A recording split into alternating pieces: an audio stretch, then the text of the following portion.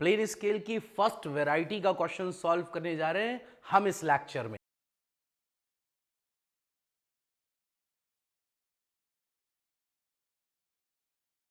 और क्वेश्चन ये रहा आपके सामने, construct a scale of RF 1:4 to show centimetre and long enough to measure up to 5 decimetre, mark a length of 3 decimetre and 7 centimetre on the scale. तो सबसे पहले बात करते हैं कि गिवन डेटा क्या है आपके पास। तो फ्रेंड्स हमारे पास जो गिवन डेटा है, क्वेश्चन बोल रहा है construct a scale of RF सबसे पहले जो आपको गिवन है that is RF 1:4 to show centimetre and long enough to measure up to, क्या बोला उसने, 5 डेसीमीटर। तो जो ये long enough to measure up to है बेटा, ये है आपके पास मैक्सिमम लेंथ 5 डेसीमीटर। फिर वो बोल रहा है mark a length of 3 decimetre and 7 centimetre on the scale. इतनी चीजें जो हैं वो आपके पास गिवन है और इसको देखकर हमें पता चला कि ये प्लेन स्केल है। क्यों है प्लेन स्केल? आप ये बिल्कुल नहीं सोचिए कि हम पहला क्वेश्चन कर रहे हैं प्लेन स्केल के बाद तो प्लेन स्केल है। आप ये सोचिए कि हम पहला कोई क्वेश्चन कर रहे हैं, हमें नहीं मालूम कि ये कौन सा स्केल है, लेकिन हम जानते हैं कि प्लेन स्केल क्या होता है, जो 2 यूनिट्स में रिलेशन बताता है। इस क्वेश्चन के अकॉर्डिंग यहां पर मैक्सिमम लेंथ 5 डेसीमीटर और क्वेश्चन आपसे पूछ रहा है कि डेसीमीटर 3 डेसीमीटर और 7 सेंटीमीटर रिप्रेजेंट करना है। इसका मतलब यहां पर 2 यूनिट हैं। क्या ये दोनों लगातार हैं? क्या ये दोनों कॉन्जिक्यूटिव हैं? यस, डेसीमीटर सेंटीमीटर के जस्ट बाद क्या आता है, डेसीमीटर, ये लगातार है। तो सिंपल, ये आपके सामने प्लेन स्केल है। बहुत आसान तरीका है क्वेश्चन की वैरायटी को पहचानना कि ये प्लेन है, डायगोनल है, कंपैरेटिव है या वर्नियर है। तो आइए अब हम बात करते हैं बेटा उन 6 पैरामीटर्स के बारे में जिनके बारे में हमें स्केल बनाने से पहले मालूम होना चाहिए। सबसे पहले RF कितना है, 1:4। क्या ये लेस देन 1 है? यस। तो हम जो स्केल बनाने जा रहे हैं उसका साइज क्या हुआ, फुल साइज, रिड्यूस या enlarge? The answer is reducing scale. फिर उसके बाद बात करें मैक्सिमम लेंथ, गिवन है 5 डेसीमीटर। फिर उसके बाद हम बात करें अगर क्या यूनिट्स हैं, हाँ यूनिट्स है हमारे पास डेसीमीटर और सेंटीमीटर। फिर बात करते हैं हम ये वैरायटी क्या है, तो ये वैरायटी है क्या, टाइप क्या है, प्लेन स्केल। अब हमें निकालनी है लेंथ ऑफ स्केल 6। तो लेंथ ऑफ स्केल का फॉर्मूला जो हमने देखा था, अगर आपको ध्यान हो तो लेंथ ऑफ स्केल का फॉर्मूला क्या है बेटा, RF multiplied by maximum length. और हम लेंथ ऑफ स्केल हमेशा काहे में निकालेंगे, ये आपको मैं पहले वाले लेक्चर में बता चुका हूं, मिलीमीटर में। तो RF 1/4 multiplied by 5 decimetre, convert decimetre into millimetre, 1/4 into 5 decimetre. 1 decimetre में कितने सेंटीमीटर, 10 सेंटीमीटर, तो ये सेंटीमीटर आ गया। 1 सेंटीमीटर में कितने मिलीमीटर, 10, तो ये आ गया आपके पास 10, ये हो गया मिलीमीटर।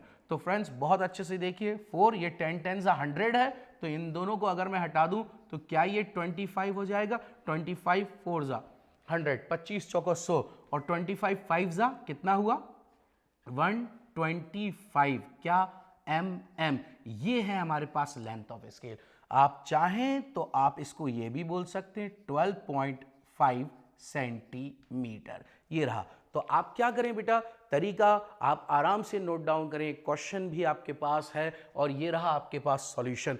अब हम इसका कंस्ट्रक्शन करते हैं कि कैसे इसको प्रॉपर तरीके से इंस्ट्रूमेंट के साथ कंस्ट्रक्ट किया जाएगा। हम पहला कोई कंस्ट्रक्शन आपके सामने लेकर आ रहे हैं। तो कंस्ट्रक्शन करने से पहले फिर मैं आपको याद दिला दूं, मैं 3 कलर के पेन इस्तेमाल करूंगा, ब्लैक, ब्लू और ये रहा आपके पास ग्रीन। ब्लैक का मतलब HB, ब्लू का मतलब H और ग्रीन का मतलब 2H। और 2H कैसे चलानी है, ये सारी बातें आपको मैं शुरुआत के लेक्चरों में बता चुका हूं। तो फ्रेंड्स सबसे पहले स्टार्ट करते हैं कंस्ट्रक्शन और मैं यहां लाइन ड्रॉ करता हूं कितनी बड़ी, जितनी लेंथ ऑफ स्केल थी। आपके पास लेंथ ऑफ स्केल 125 mm मतलब 12.5 सेंटीमीटर, मैंने 12.5 सेंटीमीटर की लाइन ड्रॉ कर दी। अब इसको एक रेक्टेंगल के अंदर बंद करना है। बहुत से बच्चे कंफ्यूज होते हैं इसकी हाइट कितनी होती है, द आंसर इज इसकी हाइट होती है श्रद्धा अनुसार, आपकी जितनी मर्जी आप उतनी हाइट लें, इसको बहुत ज्यादा या बहुत कम बिल्कुल भी ना लें ना। अब मैं इसको प्रॉपर तरीके से रेक्टेंगल में बंद कर देता हूं। अब ये स्केल की लेंथ कितनी है, यहां से लेकर यहां तक कितनी लेंथ है 125, कितना रिप्रेजेंट कर रहा है 5 डेसीमीटर। तो अगर ये 5 डेसीमीटर रिप्रेजेंट कर रहा है और डेसीमीटर के साथ आपको क्या चाहिए सेंटीमीटर, तो हम क्या करेंगे यहां 5 इक्वल पार्ट्स करेंगे और जो पहला डिवीजन होगा उसके सब डिवीजन करेंगे। सब डिवीजन मतलब छोटी वाली यूनिट जो आपके पास क्या है सेंटीमीटर। तो 1 डेसीमीटर में कितने सेंटीमीटर 10, तो वहां पर 10 इक्वल पार्ट्स करे जाएंगे। और इक्वल पार्ट्स करने का तरीका मैं आपको सिखा चुका हूं, तो मैं जल्दी से यहां पर पहले 5 इक्वल पार्ट्स कर रहा हूं। अब मैं अपना कंपास उठाता हूं, प्रकार, और प्रकार में कितना भी रेडियस ले, आपकी श्रद्धा आपकी मर्जी, और उतने इक्वल आर्क लगाइए जितने पार्ट करने, 5 आर्क पार्ट करने, 5 इक्वल पार्ट्स लगा दें 1 2 3 4 और ये रहा 5। नाउ इतना करने के बाद इसको लास्ट में यहां मिलाएं और ड्राफ्टर के नट को आपको याद होगा मैं सिखा चुका हूं, टाइट कर दीजिए। इसको यहां मिलाने के बाद ड्राफ्टर का नट मैंने यहां टाइट कर दिया और ये लाइन। और मैंने आपको अगर याद हो तो बताया था कि ये कंस्ट्रक्शन कभी भी रोलर स्केल से ना करें, और रोलर स्केल आप पूरी इंजीनियरिंग में इस्तेमाल बिल्कुल भी ना करें, ज्यादा बेहतर है। अब ड्राफ्टर को इस बेस लाइन के पैरेलल रखिए और नट को टाइट कर दीजिए।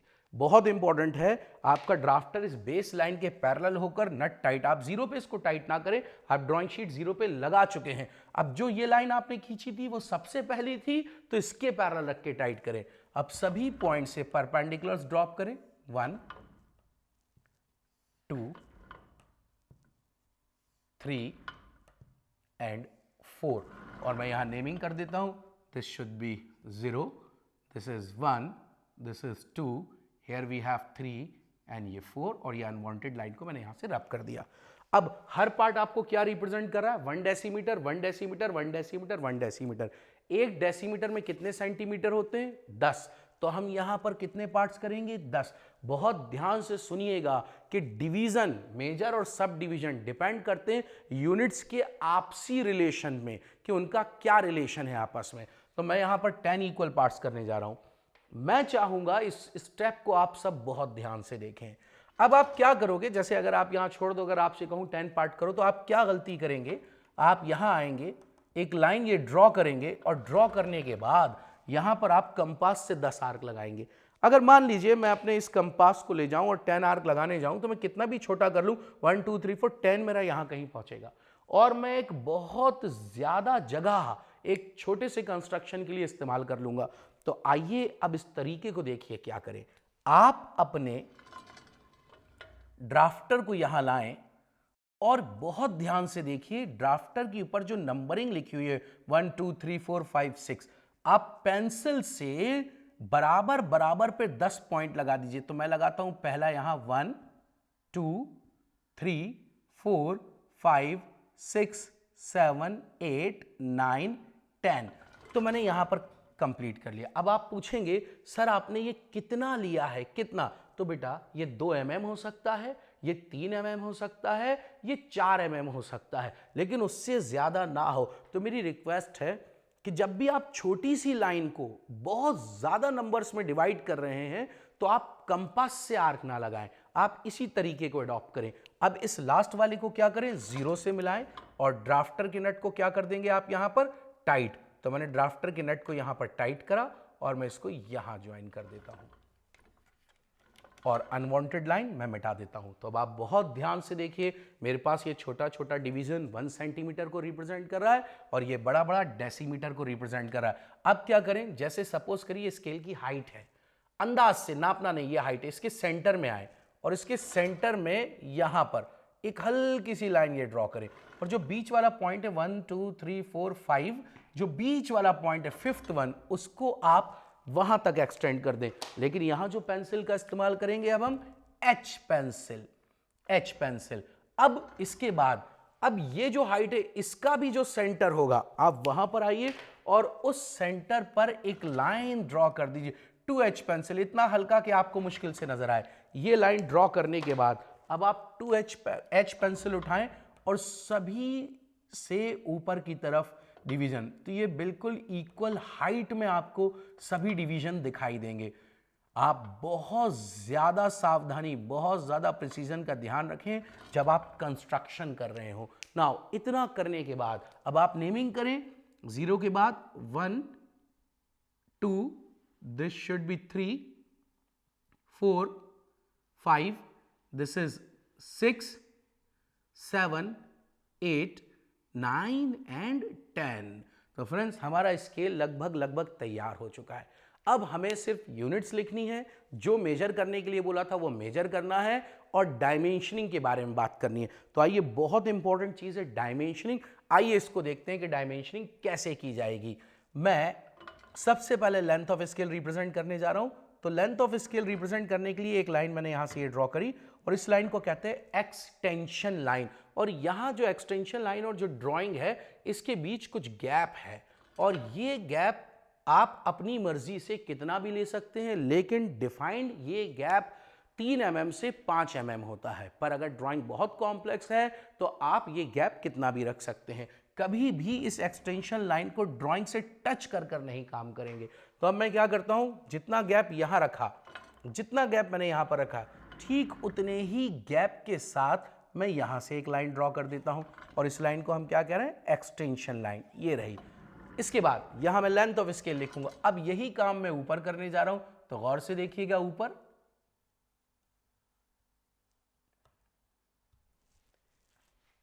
नाउ जितना गैप मैंने यहां रखा, ठीक उतना ही गैप रखकर मैं यहां से एग्जैक्टली उतनी ही बड़ी लाइन ड्रॉ करता हूं। अब हम डायमेंशन लाइन ड्रॉ करते हैं। तो इसके बिल्कुल सेंटर से अंदाज से मैंने पॉइंट लगा दिया, और यहां से एक लाइन ड्रॉ कर रहा हूं।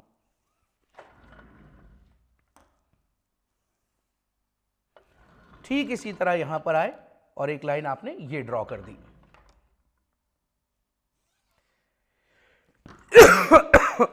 एसी चालू करो, जल्दी करो।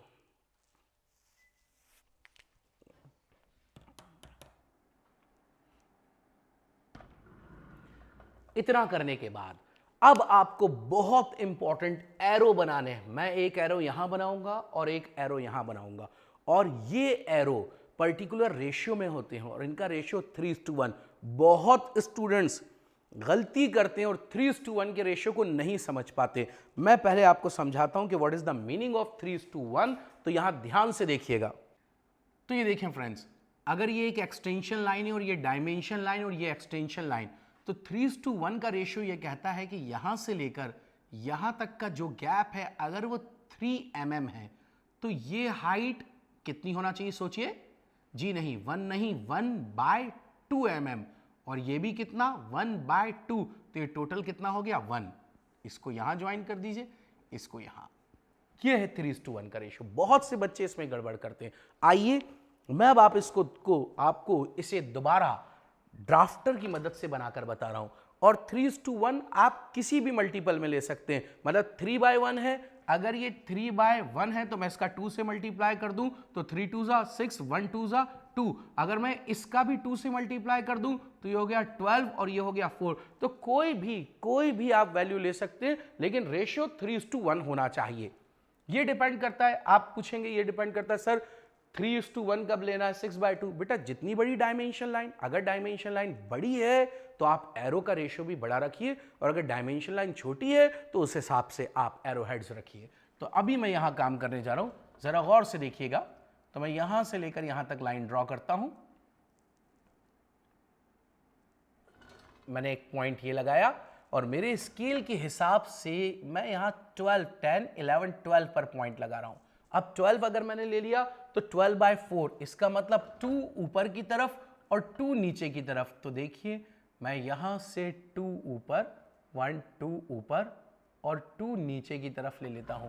तो ये ऊपर हाइट 2 mm, नीचे 2, टोटल 4, और मैं इसको यहां मिला देता हूं। तो मेरा रेशियो 3:1 ही था, लेकिन मैंने डायमेंशन लाइन के हिसाब से उसी को मल्टीप्लाई कर दिया, और मैंने मल्टीप्लाई कर दिया 4 से, तो 12/4। अब यही एरो जो यहां बनाया है मैं यहां बनाऊंगा, इधर और इधर। तो फ्रेंड्स मैंने सभी एरो बना दिए हैं। अब इसके ऊपर हम डायमेंशन लिखते हैं। तो यहां से लेकर यहां तक की लेंथ कितनी थी, length L represents length 125 5 mm कभी भी नहीं लिखा जाएगा बिकॉज डायमेंशनिंग की यूनिट ही mm है। अब इसके जस्ट बीच में ऊपर आए और ये कितना रिप्रेजेंट कर रहा था, ये रिप्रेजेंट कर रहा था 5 डेसीमीटर, तो आपने लिख दिया 5 डेसीमीटर। अब हमें यहां लिखना है सेंटीमीटर और यहां लिखना है डेसीमीटर। अब इसको बहुत सावधानी से, बहुत ध्यान से देखिएगा कि कैसे लिखा जाएगा। मैं एक हल्की सी लाइन ये ड्रॉ करता हूं यहां और एक प्रॉपर डिस्टेंस लेकर एक लाइन ये, मैं इसके अंदर सेंटीमीटर लिखूंगा यहां पर और ठीक इसके जस्ट पैरेलल, बिल्कुल पैरेलल समांतर ये लाइन यहां और नीचे वाले के जस्ट पैरेलल बिल्कुल एकदम सामने, एकदम समांतर एक लाइन यहां। मैं यहां पर डेसीमीटर और यहां सेंटीमीटर लिखूंगा, तो मैं जल्दी से सेंटीमीटर और डेसीमीटर लिखता हूं।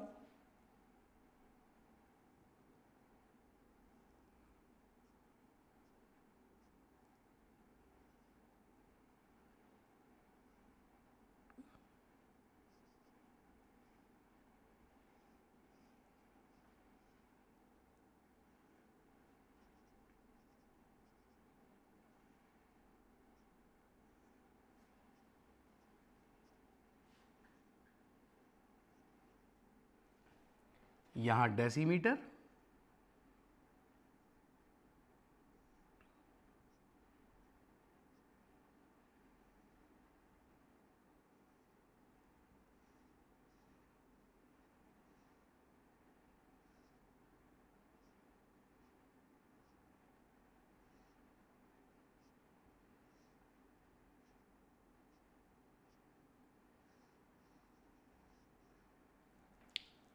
कंप्लीट हो गया। मैंने सेंटीमीटर डेसीमीटर। अब बहुत से बच्चे क्या करते हैं, बहुत जगह इसको यहां लिख देते हैं या यहां लिख देते हैं, आप कहीं पे भी लिख सकते हैं, लेकिन हमें हमेशा ध्यान रखना है कि हमारी ड्राइंग शीट में मिनिमम जगह का हम इस्तेमाल करें और मैक्सिमम आउटपुट लेकर आए। तो मेरी रिक्वेस्ट है अगर आप इसी जगह लिखें तो बहुत अच्छा है। हो सकता है कुछ बच्चे सवाल करें सर आपने इन लाइनों के ऊपर लिख दिया, बेटा ये लाइन 2H पेंसिल है जो आपको दिखाई ही नहीं देगी, मैं पहले ही बता चुका हूं, और ये क्या है HB। तो अब आप सोचिए लाइट के ऊपर डार्क आपको कैसा लगेगा, बिल्कुल साफ साफ दिखाई देगा। अब इसके बाद क्वेश्चन ने क्या रिप्रेजेंट करने को बोला है, 3 डेसीमीटर एंड 7 सेंटीमीटर। तो 3 डेसीमीटर, इसके बाद क्वेश्चन ने क्या रिप्रेजेंट करने को बोला है, 3 डेसीमीटर एंड 7 सेंटीमीटर। तो आइए 3 डेसीमीटर और 7 सेंटीमीटर रिप्रेजेंट करते हैं। हम यहां 3 पर आए और एक लाइन यहां से ड्रॉ कर देते हैं। ये लाइन किसी को कट नहीं करना चाहिए, आप चाहें तो थोड़ा सा यहां भी ड्रॉ कर सकते हैं। और 7 सेंटीमीटर पे आइए, 7 पर, और 7 पे आने के बाद स्केल रखिए और इस लाइन को यहां, अब यहां पर फिर ऐसी ही डायमेंशन लाइन, एरो हेड्स, और इसके ऊपर लिख दीजिए 3 डेसीमीटर एंड 7 सेंटीमीटर।